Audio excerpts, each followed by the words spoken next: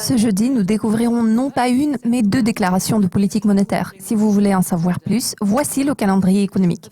La Banque nationale suisse sera la première à présenter son énoncé de politique monétaire étroitement surveillé à 7h30 du matin.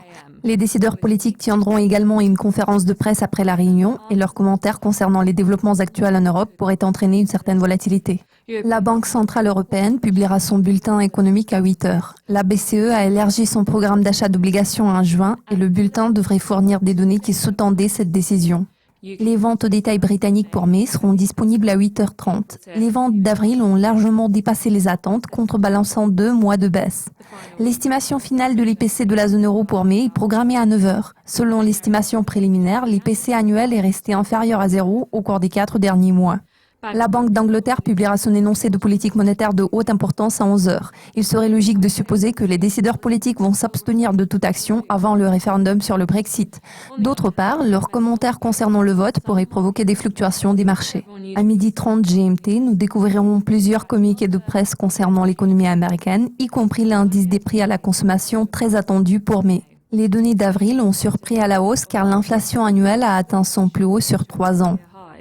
La mise à jour hebdomadaire étroitement surveillée sur les demandes d'assurance chômage américaine est programmée à la même heure. Les demandes initiales ont baissé de 4 000 au cours de la semaine se terminant le 4 juin, alors que les demandes renouvelées ont chuté de 77 000 au cours de la semaine se terminant le 28 mai et se situent maintenant à leur plus bas niveau depuis 2000. Également à cette heure-ci, nous découvrirons l'indice manufacturier de la Fed de Philadelphie. L'indice est resté dans le territoire négatif au cours des 2 derniers mois. L'indice NAHB du marché du logement américain pour juin suit à 14h. L'indice reste à 58 points depuis février.